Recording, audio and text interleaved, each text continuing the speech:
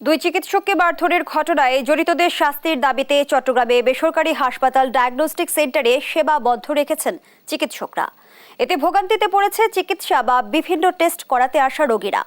মঙ্গলবার সকাল ৬টা থেকে সব ধরনের সেবা বন্ধ রাখে প্রতিষ্ঠানগুলো।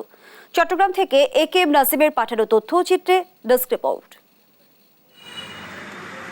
চিকিৎসা সেবা বন্ধ রাখায় স্থবির হয়ে পড়েছে চট্টগ্রামে বেসরকারি খাতের চিকিৎসা সেবা।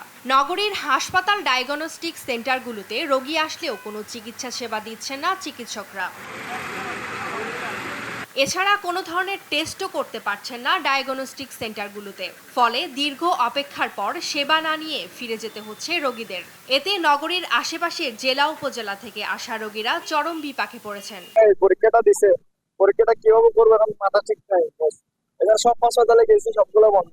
সকালে এসে দেখি আপনার কার্যক্রম সব বন্ধ। এদিকে তো ভোগান্তি তো অবশ্যই। পরীক্ষা করাতে ন্যায্য সব বন্ধ।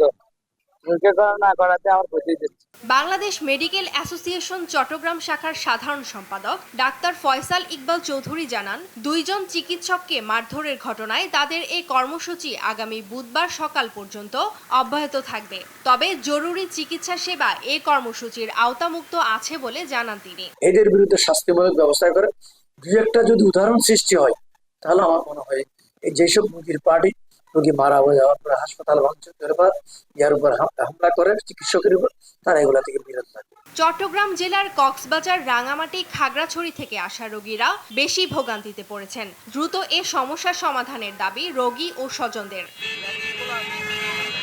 নিউজ ডেস্ক, দেশ টিভি।